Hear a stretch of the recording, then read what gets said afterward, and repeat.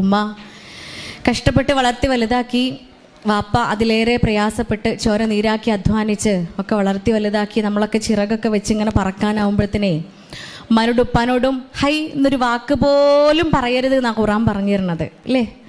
ചേ എന്നുള്ളത് നമ്മളെ മലപ്പുറത്തേക്ക് ഇങ്ങോട്ട് കൊണ്ടുവരുമ്പോഴത്തേന് ഹൈ എന്നുള്ളൊരു വാക്കിലാണ് എത്തുക.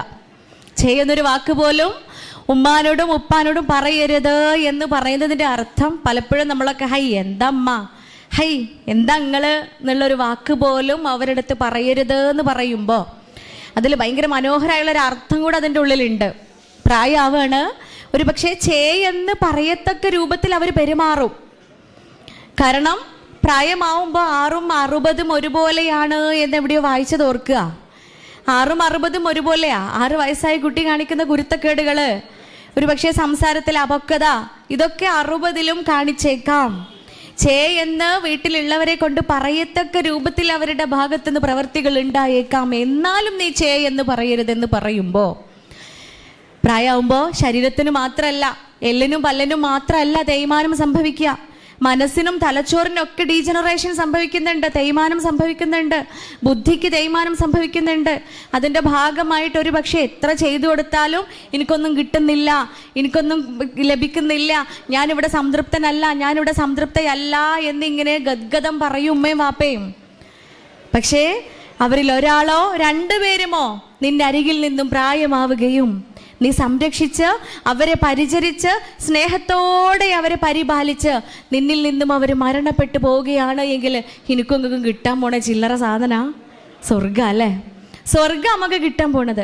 അപ്പം ആ സ്വർഗത്തിന് വേണ്ടിയിട്ട് പ്രയത്നിക്കുന്നവരാണ് നമ്മളൊക്കെ. ഉവൈസൽ ഖർണി എന്നറിയപ്പെടുന്ന റഹിമഹുല്ല ഒരു താബിഴി ഉണ്ടായിരുന്നു.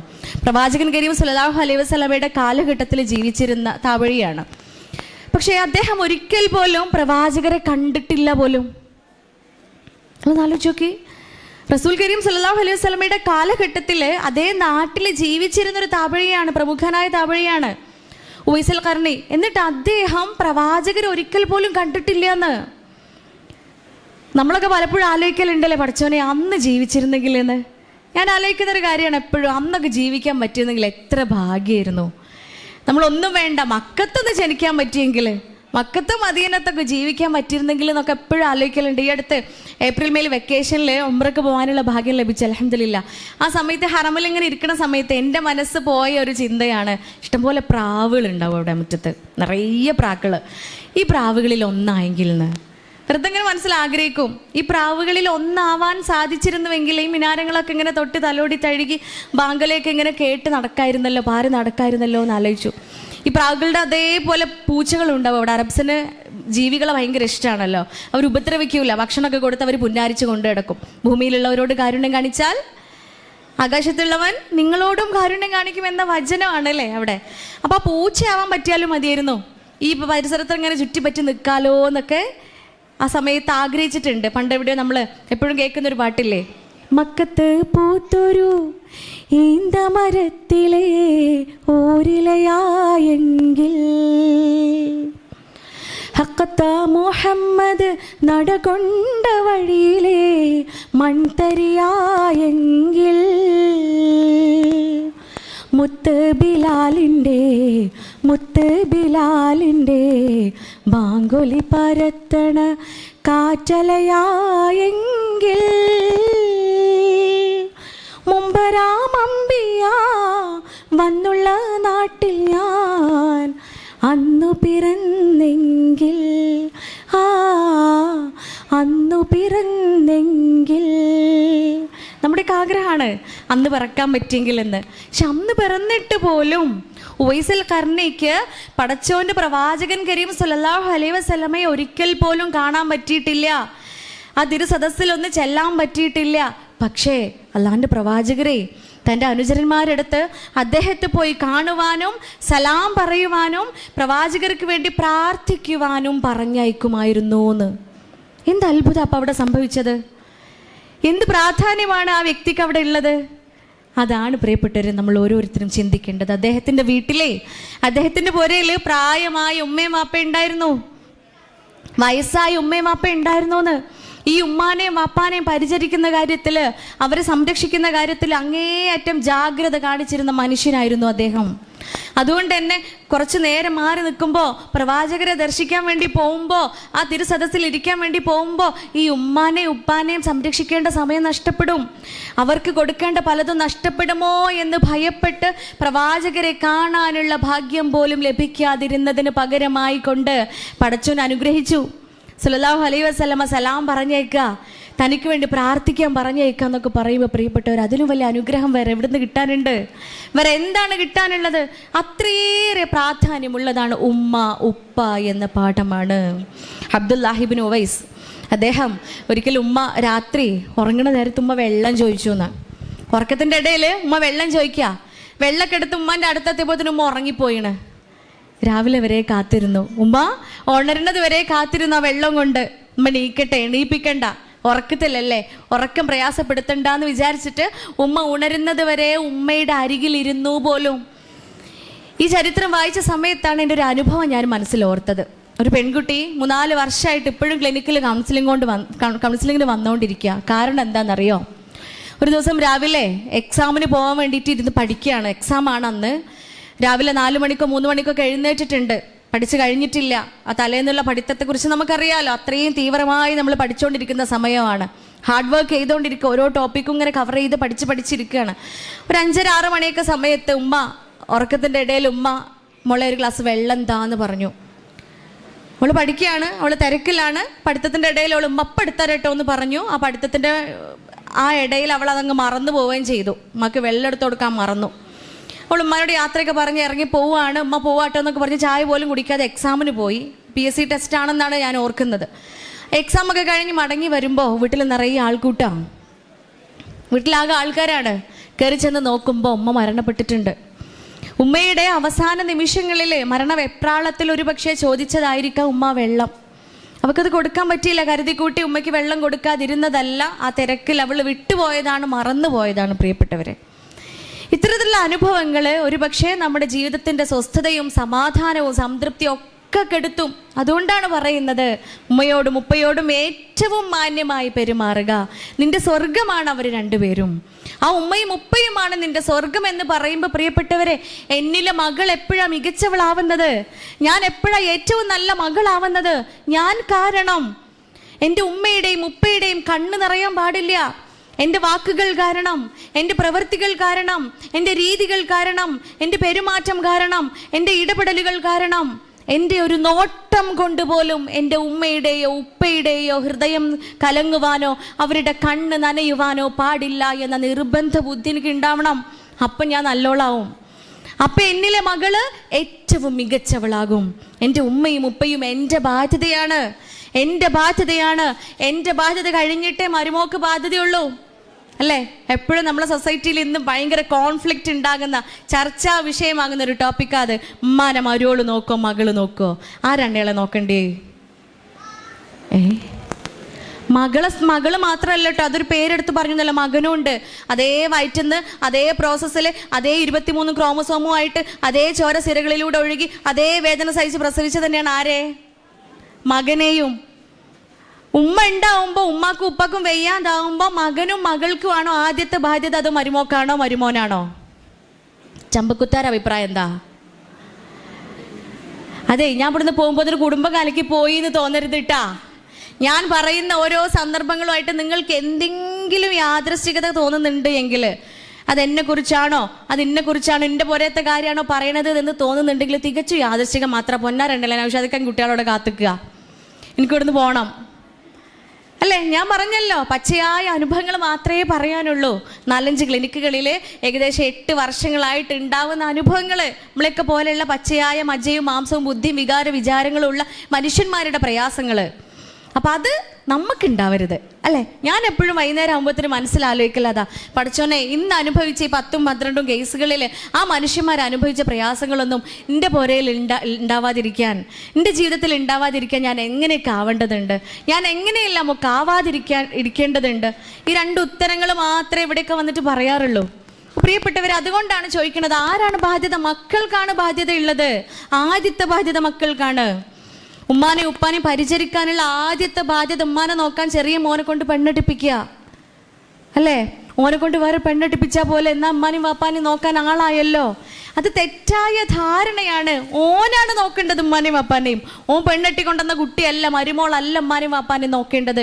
അതിനർത്ഥം മരുമകൾക്ക് ബാധ്യതയേ ഇല്ല എന്നല്ല.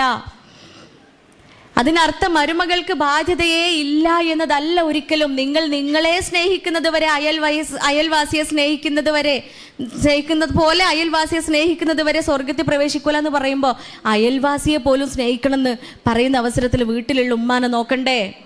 അത് അവളുടെ ബാധ്യതയാണ്. രണ്ടാമതാണെന്ന് മാത്രം. രണ്ടാമത് അവളുടെ ബാധ്യതയാണ്, അത് മരുമകളുടെ ബാധ്യതയാണ്. അത് വലിയ കോൺഫ്ലിക്റ്റ് നിറഞ്ഞൊരു സബ്ജക്റ്റ് ഒന്നും അല്ല. മക്കളുണ്ടെങ്കിൽ മക്കൾ വന്ന് നോക്കും ഉമ്മാനെയും വാപ്പാനെയും.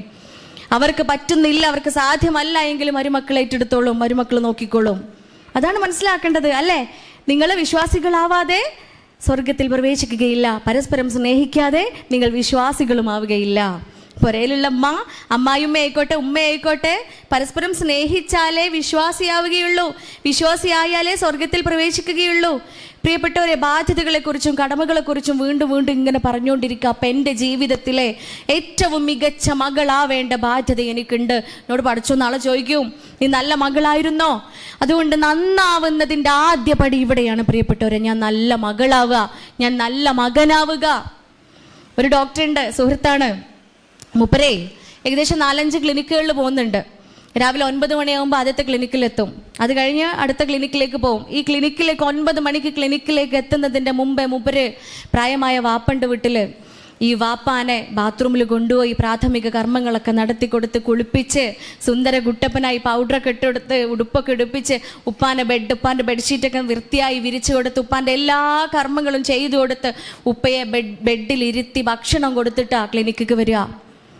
ക്ലിനിക്കിൽ പേഷ്യൻസ് ഒന്ന് കുറയണ സമയമാകുമ്പോഴത്തേന്, പേഷ്യൻസ് ഉള്ള സമയമാണെങ്കിൽ ഉപ്പാക്ക് ഭക്ഷണം കൊടുക്കാനുള്ള നേരമാകുമ്പം വണ്ടിയിൽ ഡ്രൈവറുണ്ട്, വീട്ടിൽ പോവും, ഉപ്പാക്ക് ഭക്ഷണം കൊടുക്കും. വീണ്ടും ക്ലിനിക്കിൽ വരും, പേഷ്യൻസിനെ നോക്കും. ഉപ്പയെ നോക്കുക, ഉമ്മയെ നോക്കുക എന്ന് പറഞ്ഞൊരു ഭാരമല്ല പ്രിയപ്പെട്ടവരെ. അതില്ലാണ്ട് വേറെ എന്തുണ്ടാക്കിയിട്ട് എന്താ കാര്യമല്ലേ? നിങ്ങളാലോചിച്ചൊക്കെ വേറെ എന്തുണ്ടാക്കിയിട്ട് എന്ത് കാര്യം? അതുകൊണ്ട് എൻ്റെ ബാധ്യതയാണ് എൻ്റെ ഉമ്മയും ഉപ്പയും. കമലാ സുരയ്യ പറയുന്നുണ്ട്, ഒരു പെണ്ണ് മധ്യവയസ്കയാകുന്നത്, ഒരു സ്ത്രീ മിഡിൽ ഏജിൽ എത്തുന്നത്, മധ്യവയസ്കയാകുന്നത് അവളുടെ മുഖത്ത് ചുളിവുകൾ വരുമ്പോഴോ അവളുടെ മുടിയിഴയിൽ നര വരുമ്പോഴോ അല്ല, മുടി നരയ്ക്കുമ്പോഴോ മുഖത്ത് ചുളിവുകൾ വരുമ്പോഴോ അല്ല, അവളുടെ മക്കൾ അവളെ ഒറ്റപ്പെടുത്തുമ്പോഴാണ്, അവളുടെ മക്കൾ അവളിൽ നിന്നും വിട്ടു നിൽക്കുമ്പോഴാണ് എന്ന്. ശരിയല്ലേ? കുട്ടികൾ നമ്മുടെ അടുത്തു നിന്നൊക്കെ ഇങ്ങനെ അകലാൻ തുടങ്ങുമ്പോൾ നമുക്ക് പ്രായമായി, വയസ്സായി എന്നുള്ള തോന്നൽ ഇങ്ങനെ വരും. അതുകൊണ്ടാണ് നമ്മൾ ആ പ്രാർത്ഥനയെക്കുറിച്ച് ചിന്തിക്കേണ്ടത്. ഏത് പ്രാർത്ഥന? റബ്ബയാനി സഗീറ. നമ്മൾ എപ്പോഴും പ്രാർത്ഥിക്കുന്ന പ്രാർത്ഥന. പഠിച്ചോനെ, ചെറുപ്പകാലങ്ങളിൽ എങ്ങനെയാണോ എൻ്റെ ഉമ്മയും ഉപ്പ എന്നെ സംരക്ഷിച്ചത്, പരിചരിച്ചത്, സ്നേഹിച്ചത്, ലാളിച്ചത്, അതുപോലെ നീ അവരെയും സംരക്ഷിക്കണമേ എന്ന് പറയുമ്പോൾ നമ്മളെ കുട്ടികളും അത് പ്രാർത്ഥിക്കും. അത് നമുക്കുള്ള ഒരു ചൂണ്ടുവിരൽ കൂടിയാണ്. നമ്മൾ ചിന്തിക്കണം, എങ്ങനെയാണോ നമ്മളെ അമ്മയും അപ്പയും നമ്മളെ സംരക്ഷിച്ചത്, എങ്ങനെയാണോ നമ്മളെ മക്കളെ സംരക്ഷിച്ചത്, അതുപോലെ പോസിറ്റീവ് പാരൻറ്റിങ് കൊടുത്താൽ, നല്ല പാരൻറ്റിങ് കൊടുത്താൽ നല്ലത് വരണേ എന്നാണ് പറയണത്. നെഗറ്റീവ് പാരൻറ്റിങ് ആണെങ്കിലോ പഠിച്ചവനും നമ്മളോട് നെഗറ്റിവിറ്റി തന്നെ കാണിക്കണേ എന്നാണ് പറഞ്ഞതിൻ്റെ അർത്ഥം. അപ്പോൾ പ്രാർത്ഥിക്കുമ്പോൾ ശരിക്കും ആലോചിക്കണം, അല്ലേ? പഠിച്ചവനത് തിരിഞ്ഞു കുത്തുമോ എന്നുള്ളത് നമ്മൾ ചിന്തിക്കണം. നമ്മളെ കുട്ടിക്ക് നമ്മൾ മനോഹരമായ പാരൻറ്റിങ് കൊടുക്കുന്നുണ്ടെങ്കിൽ, നല്ല രക്ഷാകർതൃത്വം നമ്മൾ നൽകുന്നുണ്ടെങ്കിൽ തീർച്ചയായും ഓൻ്റെ പ്രാർത്ഥന പഠിച്ചവൻ കേൾക്കും, ഇല്ലെങ്കിലും കേൾക്കും. ഒരുപക്ഷെ അത് നമുക്ക് നന്മ നിറഞ്ഞതാവണോ തിന്മ നിറഞ്ഞതാവണോ എന്ന് നമ്മുടെ തീരുമാനം മാത്രമാവേണ്ടതുണ്ട്. അതുകൊണ്ട് എൻ്റെ ജീവിതത്തിൽ ഏറ്റവും നല്ല മകളാവാൻ ഞാൻ ശ്രമിക്കുക, ഞാൻ ശ്രമിച്ചുകൊണ്ടേയിരിക്കുക. കഴിഞ്ഞിട്ടില്ല, ബാധ്യത തീർന്നിട്ടില്ല. മകളെ കേട്ടപ്പോൾ അതിന് കുഴങ്ങിയോ? ഇല്ലല്ലേ? നമ്മൾ മൊബൈൽ ഫോൺ മാത്രമല്ല അപ്ഡേറ്റഡ് ആവുക. ഫോൺ നമ്മൾ രാത്രി അപ്ഡേഷൻസ് ഒക്കെ കൊടുക്കേണ്ട ദിവസം ചാർജറിലൊക്കെ വെച്ച് സ്വിച്ച് ഓഫ് ആവും, അല്ലേ? ഫോൺ താനെ സ്വിച്ച് ഓഫ് ആയി. രാവിലെ ആകുമ്പോഴത്തേന് മൊബൈൽ ഫോണിൻ്റെ അപ്ഡേറ്റഡ് വേർഷൻ വരും. ആപ്ലിക്കേഷൻസ് ഒക്കെ പല മാറ്റങ്ങളും, കളറിലൊക്കെ മാറ്റമൊക്കെ വന്നിട്ടുണ്ടാവും മൊബൈൽ ഫോണിന്. പക്ഷേ ഉണ്ടല്ലോ, ഫോണിന് മാത്രമല്ല അപ്ഡേഷൻ സംഭവിക്കുക. മകളായി ജനിച്ച ഞാൻ ആ മകളാവുന്നതോട് കൂടിയിട്ട് പെങ്ങളും ആയിട്ടുണ്ട്, അല്ലെങ്കിൽ മകനായി ജനിച്ച ഒരാൾ മകനാവുന്നതോടൊപ്പം ആങ്ങളയായിട്ടുണ്ട്. എൻ്റെ ബാധ്യതയാ എൻ്റെ ജീവിതത്തിൽ. ഞാൻ പെങ്ങളാണ് എന്നുണ്ടെങ്കിൽ, ഞാൻ താത്തയാണ് എങ്കിൽ, ഞാൻ അനിയത്തിയാണ് എങ്കിൽ, ഞാൻ ആങ്ങളയാണ് എങ്കിൽ, എൻ്റെ ജീവിതത്തിൽ ഏറ്റവും മികച്ച പെങ്ങളാവാൻ, ഏറ്റവും മികച്ച ആങ്ങളയാവാൻ, ഏറ്റവും മികച്ച ഇത്താത്തയും അനിയത്തിയുമാവാൻ ഞാൻ ശ്രമിക്കേണ്ടതുണ്ട്, ഞാൻ ആവേണ്ടതുണ്ട് പ്രിയപ്പെട്ടവരെ, അല്ലേ? സഹോദര ബന്ധം അങ്ങേയറ്റം പ്രാധാന്യമുള്ള ഒന്നാ, അങ്ങേയറ്റം പ്രാധാന്യമുള്ള ഒന്നാണ്. പരിശുദ്ധ ഖുർആനിൽ നമ്മെ പഠിപ്പിക്കുന്നുണ്ട്, നിങ്ങൾ സഹോദരങ്ങൾക്കിടയിൽ അനുരഞ്ജിപ്പുണ്ടാക്കുക. സഹോദരങ്ങൾക്കിടയിൽ അനുരഞ്ജിപ്പുണ്ടാക്കാനാണ് പറയണത്. സഹോദരങ്ങൾക്കിടയിലെ ഒരു ദിവസം ക്ലിനിക്കിലേ ഒരു കേസിലാണ് ഞാൻ. അപ്പോൾ ക്യാബിൽ വെയിറ്റിംഗ് റൂമിൽ 2 കേസ് വെയിറ്റ് ചെയ്യുന്നുണ്ട്. ഏകദേശം 1.5-2 മണിക്കൂർ എടുത്തിട്ടുണ്ടാവും. ഉള്ളിലുള്ള കൺസൾട്ടേഷൻ റൂമിലുള്ള കേസ് തീരാൻ വേണ്ടിയിട്ട് ഏകദേശം 2 മണിക്കൂർ എടുത്തിട്ടുണ്ട്. അപ്പോൾ പുറത്തുള്ള ഈ 2 കുടുംബങ്ങളും 2 കേസും പരസ്പരം ഒന്ന് ചിരിക്കുകയും മിണ്ടുകയും വർത്താനം പറയുകയും ഒന്നും ചെയ്തിട്ടില്ല. അത് ആ സമയത്തൊന്നും എന്നെ അത്ഭുതപ്പെടുത്തിയില്ല. ഈ ഫസ്റ്റ് കേസ് കഴിഞ്ഞ് 2ാമത്തെ കേസ് കയറിയപ്പോഴാണ് ഞാൻ അന്തം വിട്ടുപോയത്. ഈ പുറത്ത് 2 മണിക്കൂർ വെയിറ്റ് ചെയ്ത ഒരാണും പെണ്ണും അവരുടെ കുടുംബമാണുള്ളത്. ഇവർ 2 ഒരു ആങ്ങളെയും പെങ്ങളും ആണല്ലോ. അവരുടെ മക്കൾ കൂടെ ഉണ്ട്, അവരുടെ ഭാര്യമാരും മക്കളൊക്കെ കൂടെ ഉണ്ട്. ഇവരുടെ മക്കൾ പോലും പരസ്പരം ഒന്ന് നോക്കുകയോ ചിരിക്കുകയോ പോലും ചെയ്തിട്ടില്ല എന്ന് ആലോചിക്ക്. ഒരു ഉമ്മാന്റെ ഗർഭപാത്രത്തിൽ വളർന്ന് ഒരേ ചോര സിരകളിലൂടെ ഇങ്ങനെ ഒഴുകി ഒരുപോലെ ജീവിച്ച് വന്ന 2 പേരെ എന്തിൻ്റെ പേരിലാ? ഉമ്മക്ക് 2 തെങ്ങ് ഏറെ കൊടുത്ത്. ആർക്ക്? ആങ്ങളൊക്കെ ഇല്ലേ? 2 തെങ്ങ് ഓക്ക് ഏറെ കൊടുത്തോല്ലോ. അതിൻ്റെ പേരിലാ തെറ്റിക്കണത്. ഓൾ പോണ കല്യാണത്തിന് ഞാൻ പോവില്ല, അല്ലെങ്കിൽ ഓൻ പോണ കല്യാണത്തിന് ഞാനിനി പോണില്ല, ഓൻ്റെ പെണ്ണുങ്ങളോട് ഞാനിനി മിണ്ടണില്ല, അല്ലെങ്കിൽ ഓളെ പുയ്യാപ്പളോട് ഞാനിനി മിണ്ടണില്ല. പ്രിയപ്പെട്ടവർ, നിങ്ങൾ ആലോചിച്ച് നോക്കി, പ്രാർത്ഥന സ്വീകരിക്കൂലോ അല്ലേ? തെറ്റിക്കുക. ആങ്ങളെയും പെങ്ങളും തമ്മിൽ തെറ്റില്ല. 5 നേരം പള്ളിയിലെത്തും നിസ്കരിക്കാൻ, അല്ലെങ്കിൽ ബാങ്ക് കൊടുത്ത് കഴിയുമ്പോൾ തന്നെ മുസല്ല വിരിക്കും നമ്മൾ. ആരാ കേൾക്കണ പ്രാർത്ഥന? പ്രാർത്ഥന സ്വീകരിക്കാത്തവരുടെ കൂട്ടത്തിൽ എണ്ണപ്പെട്ട 1ാമത്തെ കൂട്ടരാരാന്നറിയോ? കുടുംബബന്ധം മുറിച്ചോനാ. കുടുംബബന്ധം മുറിച്ചോന്റെ പ്രാർത്ഥന കേൾക്കൂല. നിങ്ങൾ ആലോചിച്ച് നോക്കി, ഇമ്മാതിരി തണുപ്പത്തും മഴയത്തൊക്കെ സുബൈക്ക് നീറ്റ് പള്ളിയിൽ പോണില്ലേ? സുബൈക്ക് നീറ്റ് നിസ്കരിക്കണില്ലേ? 5 നേരം ഫർള് നിസ്കരിക്കണതിൻ്റെ കൂടെ സുന്നത്ത് എടുക്കണില്ലേ? പട്ടിണി കിടന്ന് നോമ്പ് വെൽക്കണില്ലേ? കഠിനാധ്വാനം ചെയ്ത് ഉണ്ടാക്കിയ സമ്പത്ത് വലത് കൈ കൊണ്ട് കൊടുക്കുന്നത് ഇടത് കൈ പോലും അറിയാതെ ദാനധർമ്മങ്ങൾ ചെയ്യണില്ലേ? കുറച്ച് പ്രയാസം തന്നെ അതിനെ ഉൾക്കൊണ്ട് ജീവിക്കാനൊക്കെ. പക്ഷെ അത് നമുക്ക് പ്രയാസമായി തോന്നാത്തത് എന്തുകൊണ്ടാ? അവിടെ എന്തുണ്ട്? നിനക്ക് പകരം എറ്റേണലായ അല്ലേ, എവർ ലാസ്റ്റിംഗ് ദ ഹെവൻ, ആ സ്വർഗം നമ്മളെ കാത്തിരിക്കുന്നുണ്ട്.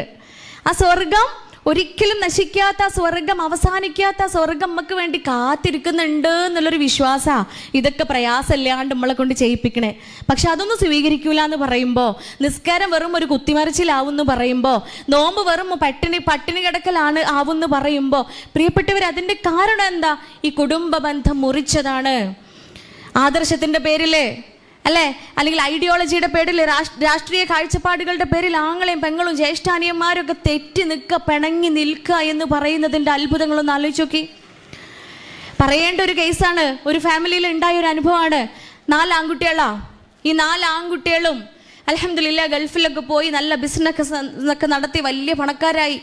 2 ആൺകുട്ടികൾ ഗൾഫിലും 2 ആൺകുട്ടികൾ നാട്ടിലും വന്ന് ഇവർ തീരുമാനിക്കുകയാണ്, 2 പേര് ഗൾഫിലുള്ള 2 പേരും അവിടെ ജോലിയൊക്കെ ചെയ്യുക, ഒരുപാട് സമ്പത്തൊക്കെ ആയി. ഈ സമ്പത്ത്, നാട്ടിലുള്ള സമ്പത്ത് കൈകാര്യം ചെയ്യാൻ ആൾ വേണം. അപ്പം 2 പേര് നാട്ടിൽ വന്നിട്ട് ഇവരുടെ സമ്പത്തെല്ലാം കൈകാര്യം ചെയ്യുകയാണ്. ഈ 4 പേരുടേതും കൂടിയാണ്. കുറച്ച് കാലം കഴിഞ്ഞപ്പോഴേ ഗൾഫിലുള്ള 2 പേരും തീരുമാനമെടുത്ത്, സ്വത്തൊക്കെ ഓരാണല്ലോ ഗൾഫിൽ ജോലി ചെയ്യണത്, അപ്പോൾ സ്വത്തൊക്കെ അവർക്ക് വേണം. ഇവർക്ക് 2 പേർക്കും ഒന്നുമില്ല. നാട്ടിൽ ചർച്ചയായി. പ്രധാനപ്പെട്ട ആളുകളൊക്കെ ഇടപെട്ട് സംസാരിച്ചു. ഒരുപാട് വർഷങ്ങൾക്കൊടുവിൽ 7 വർഷങ്ങൾക്ക് ശേഷം ഈ കച്ചറയും പ്രശ്നവും പ്രയാസവും ഒക്കെ നാട്ടുകാരും വീട്ടുകാരും എല്ലാ മനുഷ്യന്മാരും അറിഞ്ഞ് അവസാനം മൂത്തേട്ടന് ഒരു തീരുമാനം എടുത്തു. എനിക്കൊട്ടും സംതൃപ്തി ഉണ്ടായിട്ടല്ല, ഒരു അണുമണി തൂക്കം പോലും എനിക്ക് തൃപ്തിയില്ല, എന്താന്ന് വെച്ചാൽ അവനോട് കൊടുത്താളി എന്ന് പറഞ്ഞ്. ഇടനിലക്കാർ കുറേ ആയല്ലോ ഇതിൻ്റെ പിറകിൽ ഇങ്ങനെ മല്ലിക്കിടുന്നു. അപ്പോൾ ഇടനിലക്കാരുടെ നിർബന്ധത്തിന് വഴങ്ങിക്കൊണ്ട് എന്താന്ന് വെച്ചാൽ അവന് കൊടുത്താളി എന്നങ്ങോട്ട് പറയാണ് ഏട്ടൻ. അങ്ങനെ ആ ചർച്ച അവസാനിപ്പിച്ചു. പിറ്റത്തെ ദിവസം രജിസ്റ്റർ ഓഫീസിൽ പോകണം ഒപ്പിടാൻ. രാവിലെ തട്ടി വിളിച്ചുണർത്തുമ്പോഴേ മൂപ്പര് നീക്കണില്ല. ആര്? മൂത്തേട്ടന്. ഒപ്പിടാൻ മൂപ്പര് എഴുന്നേറ്റില്ല. പ്രിയപ്പെട്ടവരെ, മരിച്ചിട്ടുണ്ട്. ഇദ്ദേഹം മരിച്ച് 3 മാസത്തിൻ്റെ ഉള്ളിൽ 2ാമത്തെ അനിയനും മരിച്ചു. ആലോചിച്ചോക്കി, എന്തേ കൊണ്ടുപോയി? ഈ കണ്ടതൊക്കെ കൊണ്ടുപോയോ? ഇല്ല അല്ലേ? പിണങ്ങി മരണപ്പെടുകയാണ്, തെറ്റി മരണപ്പെടുകയാണ്. അല്ലാണ്ട് പ്രവാചകൻ കരീം സല്ലല്ലാഹു അലൈഹി വസല്ലമ സ്വർഗത്തിലെ യുവ നേതാക്കൾ എന്ന് പറയുന്നുണ്ട് 2 പേരെ. ആരാന്നറിയോ? എനിബഡി? സ്വർഗത്തിലെ യുവ നേതാക്കൾ എന്ന് വിശേഷിപ്പിച്ച 2 പേരുണ്ട്. പ്രിയപ്പെട്ട പ്രവാചകൻ കരീം സല്ലല്ലാഹു അലൈഹി വസല്ലമയുടെ പേരക്കുട്ടികൾ ഹസൻ ഹുസൈൻ. ഹസൻ റളിയല്ലാഹു അൻഹുവും ഹുസൈൻ റളിയല്ലാഹു അൻഹുവുമാണ്. ഇവരുടെ പ്രത്യേകത എന്താ? സഹോദരങ്ങളാ. മാതൃകയാണ് നമുക്ക് മുൻപിൽ കാണിച്ചു തരുന്നത്. എല്ലാ വിഷയങ്ങളിലും ഒരുപോലെ ഒരേ അർത്ഥത്തിൽ നിന്ന രണ്ടുപേര്, അത്രയേറെ ഇണക്കത്തിലും പൊരുത്തത്തിലും ജീവിച്ചിരുന്ന രണ്ടുപേര്. നിങ്ങൾ ആലോചിച്ച് നോക്കൂ, ബാപ്പ അലി റളിയല്ലാഹു അൻഹു മരണപ്പെടുകയാണ്. ആ സമയത്ത് മാത്രമാണ് കാര്യത്തിന്റെ പേരിൽ ചെറിയൊരു അഭിപ്രായ വ്യത്യാസം ഉണ്ടായത് രണ്ടുപേർക്കിടയിൽ. എന്നിട്ട് പോലും ഭരണകാര്യത്തിൽ അഭിപ്രായ വ്യത്യാസം ഉണ്ടായിട്ട് പോലും അവർ രണ്ടുപേരും പിണങ്ങി നിന്നിട്ടില്ല. അവർ രണ്ടുപേരും തെറ്റ് ജീവിച്ചിട്ടില്ല. ഒടുവിലെ ഭരണം മാറിക്കൊടുക്കണം ഹസൻ റളിയല്ലാഹു അൻഹു. എന്തിന്? തൻ്റെ സമുദായത്തിൽ ഒരു രക്തച്ചൊരിച്ചിൽ ഒഴിവാക്കാൻ വേണ്ടിയിട്ട് ഭരണത്തിൽ നിന്നും മാറിക്കൊടുക്കുക, വിട്ടുവീഴ്ച ചെയ്തു കൊടുക്കുക. ഒടുവിൽ കർബലയിൽ വെച്ച് മരണപ്പെടുന്ന സമയത്ത് ഹസൻ റളിയല്ലാഹു അൻഹുവിൻ്റെ കൂട്ടത്തിലെ ഹുസൈൻ റളിയല്ലാഹു അൻഹുവിൻ്റെ കുടുംബാംഗങ്ങളാണ് ഉണ്ടായിരുന്നത്. അതാണ് നമുക്ക് മുൻപിലുള്ള മാതൃക. പ്രവാചകൻ കരീം സല്ലല്ലാഹു അലൈഹി വസല്ലമയുടെ മുലകുടി ബന്ധത്തിലുള്ള സഹോദരിയാണ് ഷൈമ. അവൾ വരുമ്പോൾ അവർ സന്ദർശിക്കാൻ വരുന്ന അവസരങ്ങളിലെല്ലാം തൻ്റെ വസ്ത്രം വിരിച്ചു കൊടുത്തുകൊണ്ട് അവരെ ആദരിക്കുമായിരുന്നു, അതിലിരിക്കാൻ വേണ്ടിയിട്ട്. സ്വന്തം വസ്ത്രം വിരിച്ചു കൊടുത്ത്, നിലത്ത് വിരിച്ചു കൊടുത്ത് അതിലിരിക്കാൻ വേണ്ടിയിട്ട് പറഞ്ഞ് ആദരിക്കുമായിരുന്നു പോലും. ഇതാണ് നമുക്ക് മുൻപിലുള്ള മാതൃക. എന്ത് കാരണവുമായിക്കോട്ടെ. പെങ്ങളൊക്കെ ഇഷ്ടമില്ല ആർക്ക്? പെണ്ണുങ്ങൾക്ക് ഇല്ലേ? ഈ ഭാര്യക്ക് പെങ്ങളെ കണ്ടൂടാന്ന് വിചാരിക്കുക. പ്രിയപ്പെട്ടവരെ, ഓളെ വാക്ക് കേട്ട് ഓളോട് തെറ്റിയാലേ പടച്ചോൻ പ്രാർത്ഥന കേൾക്കൂല, പടച്ചോനെ പ്രാർത്ഥന സ്വീകരിക്കൂല. അതുകൊണ്ട് പിണങ്ങരുത്. എന്ത് കാരണവുമായിക്കോട്ടെ. രാത്രി നമ്മൾ ഉറങ്ങാൻ പോവാ. നിങ്ങൾ ആലോചിച്ച് നോക്കി, sleep is A miniature form of death എന്നാണ് സയൻസ് പറയണത്. അതിൻ്റെയൊക്കെ മുമ്പേ സയൻസ് ഈ പറയണതിൻ്റെയൊക്കെ മുമ്പേ പ്രവാചകൻ സല്ലല്ലാഹു അലൈഹി വസല്ലം പറഞ്ഞിട്ടുണ്ട്, ഉറക്കം എന്ന് പറയുന്നത് മരണത്തിൻ്റെ ഒരു കുഞ്ഞു രൂപമാണ്, ചെറിയൊരു രൂപമാണ് മരണത്തിൻ്റെ. ആ മരണത്തിലേക്ക്, ആ കുഞ്ഞു മരണത്തിലേക്കാണ് നമ്മളൊക്കെ ഉറങ്ങാൻ പോണത് എന്നു രാത്രി. നമ്മൾ ആർക്കെങ്കിലും ആ ചിന്ത ഉണ്ടാവലുണ്ടോ? ചൊല്ലിപ്പറഞ്ഞ് പ്രാർത്ഥനയും സലാത്തും ദിക്റൊക്കെ ചൊല്ലി ഇങ്ങനെ നമ്മൾ ഉറക്കത്തിനെ കാത്തിരിക്കുമ്പോഴും മരിക്കാൻ പോവാണെന്നുള്ള ചിന്തയല്ല നമ്മളെ ഉള്ളിലുണ്ടാവല്. സുബ്ഹാനല്ലാഹ്, അൽഹംദുലില്ലാഹ്, അല്ലാഹു അക്ബർ, നാളെന്താ ചായക്കടി ഉണ്ടാക്കുക അല്ലേ? അതിൻ്റെ ഇടയിൽ നാളെന്താ ചായക്കടി ഉണ്ടാക്കുന്നല്ല നമ്മൾ ശരാശരി ഒരു പെണ്ണ്, ഞാൻ അടക്കമുള്ള പെണ്ണുങ്ങൾ ആലോചിക്കുക, നാളെ എന്താ പഠിച്ചനെ നാസ്ത ഉണ്ടാക്കുക. അതാണ് നമ്മൾ. പക്ഷെ അത്രയും നൈമിഷികമാണ് നമ്മളെ ജീവിതം, നമ്മൾ അറിയണില്ല. നാളെ ഞാൻ ഉണരുമോന്ന് അറിയില്ല. എൻ്റെ ആങ്ങളനെ വിളിച്ച് സാരല്ല കേട്ടോ, എനിക്ക് ഇന്നേക്കാൾ 2 തെങ്ങ് ഏറെ കിട്ടിക്കണമെങ്കിൽ എനിക്ക് പ്രശ്നമില്ല, നമ്മൾ എന്താണെങ്കിലും ആ തേങ്ങയും കൊണ്ടൊന്നല്ലല്ലോ പോവുക അല്ലേ? ഈ വിഷയം വരുമ്പോഴാണ് പിണക്കം വരെ. എപ്പോ? സ്വത്ത് ഒരുക്കുമ്പോഴേ അല്ലേ? ഒരു ചർച്ചാ വിഷയം തന്നെയാണ് കേട്ടോ. വലിയൊരു മേഖല തന്നെയാണ് സമ്പത്ത്. നമ്മളൊക്കെ നാട്ടിൽ എങ്ങനെയാ സ്വത്ത് വീതം വെക്കൽ? എങ്ങനെയാ അതിൻ്റെ ഒരു റേഷ്യോ? എങ്ങനെയാ ആങ്ങൾക്ക് കൊടുക്കണേൻ്റെ ഇരട്ടിയോ? ചമ്പക്കുത്ത് എങ്ങനെയാ? പഠിച്ചോന്ന് അങ്ങോട്ട് താമസം മാറ്റിയാലോ? അല്ല അല്ലേ? എല്ലായിടത്തും എങ്ങനെയാ? ആങ്ങൾക്ക് കൊടുക്കണേൻ്റെ പകുതി എനിക്കുള്ളൂ. നിങ്ങൾക്കൊക്കെ അങ്ങനെ തന്നെയല്ലേ? ആർക്കെങ്കിലും ഏറെ കിട്ടലുണ്ടോ? ചില വീട്ടിൽ പകുതിയൊക്കെ ആക്കും. എന്നാലും ഇസ്ലാമിൻ്റെ നിയമം എങ്ങനെയാണ്? ഓന് 2 തെങ്ങ് കൊടുത്താൽ എനിക്കൊരു തെങ്ങുള്ളൂ. അത് കേൾക്കുമ്പോഴല്ലേ ഇല്ലേ? ഓന് 2 തെങ്ങ്, എനിക്കൊരു തെങ്ങേ. ഇതെന്താ അനീതിയാ? പക്ഷേ അതിൻ്റെ പിറകിൽ വേറൊരു കാര്യം കൂടെ ഉണ്ട്. നമുക്ക് അതും കൂടെ നോക്കല്ലേ. ഈ 2 തെങ്ങോണ്ട് ഓൻ എന്തൊക്കെ കാട്ടിക്കൂട്ടണം എന്നറിയോ നിങ്ങൾക്ക്? അറിയോ? അതേ ഇസ്ലാം ഓന് 2 തെങ്ങ് കൊടുക്കാൻ പറഞ്ഞ അതേ ഇസ്ലാം പറയാണ്, മാതാപിതാക്കള് ആരെ സംരക്ഷിക്കേണ്ടത്? ഓനാ ആങ്ങളെ സംരക്ഷിക്കേണ്ടത്. ഭാര്യ സന്താനങ്ങൾ ആരാ സംരക്ഷിക്കേണ്ടത്? ഈ 2 തെങ്ങോണ്ട് ഓൻ തന്നെ നോക്കണം കേട്ടാ. അപ്പോൾ ഓൻ്റെ ബാധ്യതയാണ് ഈ 2 തെങ്ങോണ്ട് ഓൻ തീർക്കേണ്ട ബാധ്യതകളാണ് മാതാപിതാക്കൾ, ഭാര്യ സന്താനങ്ങൾ, പിന്നെ കല്യാണം കഴിക്കാതെ വീട്ടിലുള്ള പെങ്ങന്മാര്, ഇനി കല്യാണം കഴിഞ്ഞ തൊലാക്കൊക്കെ പറഞ്ഞ് പോരേ വന്ന് നിൽക്കണ്ടെങ്കിൽ ഓളും കുട്ടികളും. ഇതൊക്കെ ആര് ബാധ്യതയാണ്? ഓൻ്റെ ബാധ്യത തന്നെയാളെ. ഈ 2 തെങ്ങോണ്ടോ ഇതൊക്കെ കാട്ടിക്കൂട്ടണ്ടേ? ഇനി നമുക്കുള്ള ഒരു തെങ്ങ്, ഈ ഒരു തെങ്ങോണ്ട് നമ്മൾ എന്തൊക്കെയാ ചെയ്യണ്ടേ? ഒന്നും ചെയ്യണ്ട. ആ തെങ്ങിന് തടം പോലും നമ്മൾ കെട്ടണ്ട. അതാരാ കെട്ടണ്ടേ? എൻ്റെ ബാധ്യത ആർക്കാണ് മക്കളെ? നൗഷാദുക്കല്ലേ? ആർക്കാ നമ്മളെ ബാധ്യത? നൗഷാദുക്കൊക്കെ നിങ്ങളതൊന്നുമില്ല, ഇൻ്റെത് മാത്രം. നൗഷാദുക്കൊക്കെയാണ് നമ്മളെ ബാധ്യത ഉള്ളത്. അപ്പം മൂപ്പരാ നോക്കേണ്ടത്. ഭാര്യ സന്താനങ്ങൾ ആദ്യം നമ്മൾ പറഞ്ഞു. അപ്പം എനിക്ക് കിട്ടിയ തെങ്ങിനെ സംരക്ഷിക്കേണ്ട ബാധ്യത പോലും എനിക്കില്ല. എനിക്ക് കിട്ടിയ സമ്പത്ത് കൊണ്ട് ഞാൻ എന്നെ പോലും സംരക്ഷിക്കേണ്ടതില്ല. എനിക്കൊരു കടലമിഠായി പോലും എൻ്റെ പൈസ കൊണ്ട് വാങ്ങണ്ട. എനിക്ക് കടലമിഠായി വാങ്ങി തരേണ്ടത് ആരാ? നൗഷാദൊക്കെയാണ്. ആരാ നമുക്ക് കടലമിഠായി വാങ്ങി തരണ്ടേ? നിങ്ങൾക്ക് ഒന്നുമില്ല. ഇവിടെ ചമ്പക്കുത്ത് ആരും കല്യാണം കഴിഞ്ഞിട്ടില്ലേ? എന്നാ ധൈര്യമായിട്ട് മൂപ്പരെ പേര് പറഞ്ഞോളി. ആരാ വാങ്ങി തരണ്ടേ? മൂപ്പര് തന്നെയാളെ. ഞാൻ എപ്പോഴും സന്ദർഭോചിതമായിട്ട് പറയാണ്, വീട്ടിൽ കാണുന്ന ഒരു കാഴ്ചയാണ്. ഉപ്പ ഓഫീസൊക്കെ കഴിഞ്ഞ് വരുമ്പോൾ ഞങ്ങൾ ചെറിയ കുട്ടിയായ സമയത്ത്, വലുതാവണത് വരെ, ഉപ്പ സർവീസിലിരിക്കുന്ന സമയം വരെ അങ്ങനെ ഇരുന്നു കേട്ടാ. ഉപ്പ ജോലിയൊക്കെ കഴിഞ്ഞ് വരുമ്പോഴേ ഉപ്പാൻ്റെ 2 കയ്യിൽ ഓരോ പൊതി ഉണ്ടാവും. ഒരു പൊതി ഇപ്പം ഞങ്ങൾക്ക് തരും. ഞങ്ങൾ 3 നാളും കാത്തിരിക്കും എന്തെങ്കിലുമൊക്കെ കോൾ ഉണ്ടാവുമെന്ന് വെച്ചിട്ടേ ഒരു പൊതി ഞങ്ങൾക്ക് തരും. ഈ ഇടത് കൈത്തെ പൊതി എന്താണെന്ന് ഞങ്ങൾക്ക് ഇതുവരെ അറിയില്ല. അങ്ങോട്ട് നേരെ ഉമ്മാൻ്റെ അടുത്തേക്കാവും. അത് ഉമ്മാക്കുള്ള പൊതിയാ ഇല്ലേ? അപ്പം ഉമ്മാൻ്റെ ബാധ്യതയാണതിൽ. എപ്പം ഉമ്മാനോട് ചെയ്യുന്ന ബാധ്യതയാണ്. ആ പൊതിയിൽ എന്താണെന്ന് ഞങ്ങളവർ ചോദിക്കാനും പോയിട്ടില്ല. അത് നേരെ ഉമ്മാക്ക് കൊണ്ടുപോയി കൊടുക്കും. അതൊരു സ്നേഹപ്രകടനാണല്ലോ, അൽഹംദുലില്ലാ. അതുകൊണ്ടൊക്കെ ആയിരിക്കും ഇത്ര മനോഹരമായിട്ട് അത്രയും മനോഹരമായ പാരൻറ്റിങ് കിട്ടിയത് കൊണ്ടൊക്കെ ആയിരിക്കും നിങ്ങളുടെ മുമ്പിൽ ഇങ്ങനെ നിൽക്കാനുള്ള ഭാഗ്യം എനിക്ക് ലഭിച്ചതെന്ന് ഞാൻ എപ്പോഴും പഠിച്ചവനോട് ശുക്ർ പറയാറുള്ള അൽഹംദുലില്ലാ. അപ്പോൾ പ്രിയപ്പെട്ടവരെ, നമ്മുടെ ബാധ്യത ഇത്രയേ ഉള്ളൂ. ഒരു പെണ്ണിന് അത്ര പോലും ബാധ്യത ഇല്ല ആ പെണ്ണിനെ നോക്കാൻ. ആ പെണ്ണിൻ്റെ സമ്പത്ത് നമുക്ക് പെട്ടിൻ്റെ ഉള്ളിലൂടെ പാത്ത് വെച്ചാൽ മതി.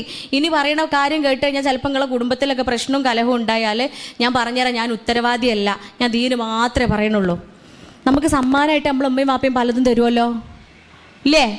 പലതും തരും. നമുക്ക് സമ്മാനമായി കൊണ്ട് നമ്മുടെ വിവാഹ സമയത്ത് നമ്മുടെ ഉമ്മയും വാപ്പയും നമുക്ക് നൽകിയ സമ്പത്തിൽ നിന്നും, അത് സ്വർണ്ണമായിക്കോട്ടെ സമ്പത്തായിക്കോട്ടെ എന്തും ആയിക്കോട്ടെ, ആ സാധനങ്ങളിൽ നിന്നും അതിൽ നിന്നും നമ്മുടെ സമ്മതമില്ലാതെ ഒരു കാതിലെ മൊട്ട് പോലും എടുക്കാൻ ആർക്കും അവകാശമില്ല. കുറച്ച് ഇങ്ങോട്ടൊന്ന് പറയല്ലേ, നിങ്ങൾക്ക് പരാതി ഉണ്ടോ? ആർക്കും അവകാശമില്ല? ആണുങ്ങൾക്ക് അവകാശമില്ല. ഒരിക്കലേ കാസർഗോഡാന്ന് തോന്നുന്നു എനിക്ക്, ഇങ്ങനെയൊക്കെ ക്ലാസ്സൊക്കെ കഴിഞ്ഞ് മൂപ്പര് നൗഷാദൊക്കെ പുറത്തുനിന്നൊക്കെ കേൾക്കണ്ടേ.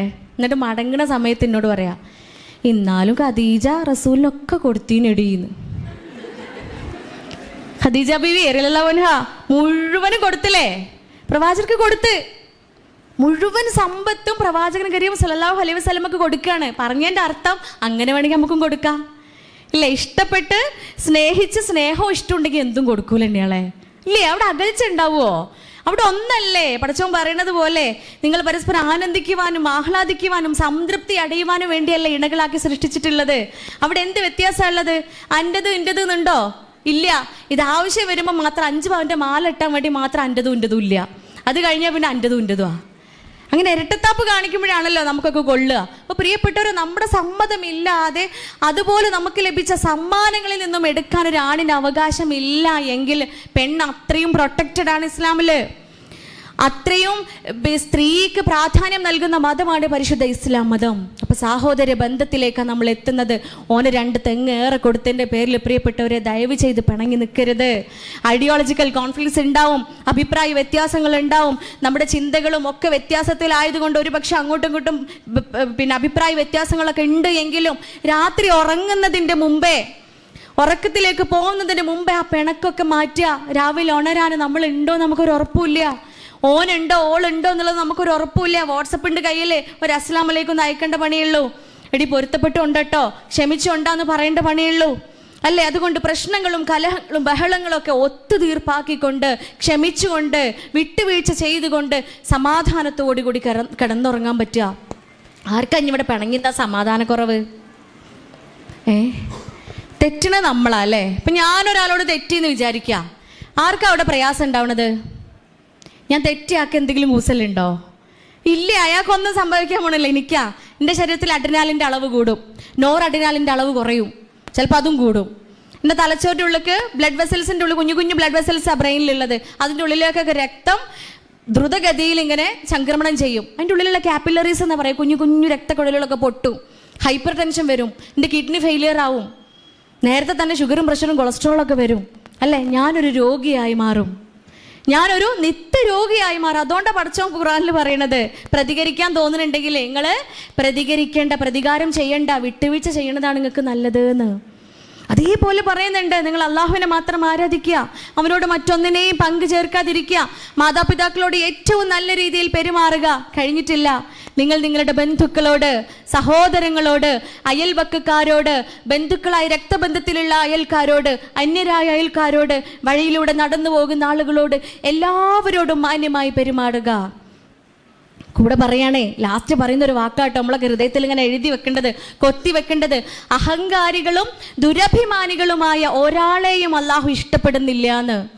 നമ്മൾ ആലോചിക്കുക, തെറ്റി നിൽക്കുന്നുണ്ട് എങ്കിൽ, ആരോടെങ്കിലും നമുക്ക് പിണക്കമുണ്ട് എങ്കിൽ പടച്ചോൻ ആ മനുഷ്യനെ ഉൾപ്പെടുത്തിയത് ആരുടെ കൂട്ടത്തിലാണെന്നറിയോ? അഹങ്കാരിയുടെയും ദുരഭിമാനിയുടെയും കൂട്ടത്തിലാണ്. അഹങ്കാരിയായി എനിക്ക് മരിക്കണ്ട, ദുരഭിമാനിയായി എനിക്ക് മരിക്കേണ്ട. അതുകൊണ്ട് എൻ്റെ ജീവിതത്തിൽ ഏറ്റവും നല്ല പെങ്ങൾ, ഏറ്റവും നല്ല ആങ്ങള അത് ഞാൻ തന്നെ ആവുമെന്ന നിർബന്ധ ബുദ്ധിയിലേക്ക് കൂടി നമ്മൾ അപ്ഡേറ്റഡ് ആകണം. അതിനെ കൂടി ഞാൻ നല്ലതാക്കേണ്ടതുണ്ട്. നമുക്ക് നന്നാവണ്ടേ? നിങ്ങൾ വിഷയം വിട്ടുപോയാ? നന്നാവലാണല്ലോ നമ്മൾ ആദ്യം തന്നെ എഴുതി വെച്ച വാക്ക് നന്നാവുക. ആര് നന്നാവുക? സെൽഫ്, മൈ സെൽഫ്, ഞാൻ നന്നാവുക. അപ്പം നമ്മൾ നല്ല മകളായി, നല്ല പെങ്ങളായി തീർന്നിട്ടില്ല പടച്ചമ്പുരാനെ. പിന്നെ അപ്ഡേഷൻ നടന്നുകൊണ്ടിരിക്കുക. വേർഷൻ ഇങ്ങനെ നമ്മളെ മൊബൈൽ ഫോണിൻ്റെ വേർഷൻ മാറുന്നത് പോലെ നമ്മുടെ വേർഷൻ അപ്ഡേറ്റ് ചെയ്തുകൊണ്ടിരിക്കുകയാണ്. അപ്ഡേഷൻ്റെ ഭാഗമായിട്ട് ഞാൻ കല്യാണവും കഴിച്ചു അല്ലേ? കല്യാണം കഴിയണതോട് കൂടിയിട്ട് പ്രിയപ്പെട്ടവരെ മരുമകളാവാണ്, മരുമകനാവാണ്, ഭാര്യയാവാണ്, ഭർത്താവാണ്. ബാധ്യത ഉണ്ടോ? ചെറുതല്ലാത്ത ബാധ്യതയാണ് പ്രിയപ്പെട്ടവരെ വിവാഹം എന്ന് പറയുന്നത്. അത്രയും മനോഹരമായ, അത്രയും പവിത്രമായ കർമ്മമാണ് വിവാഹം എന്ന് പറയുന്നത്.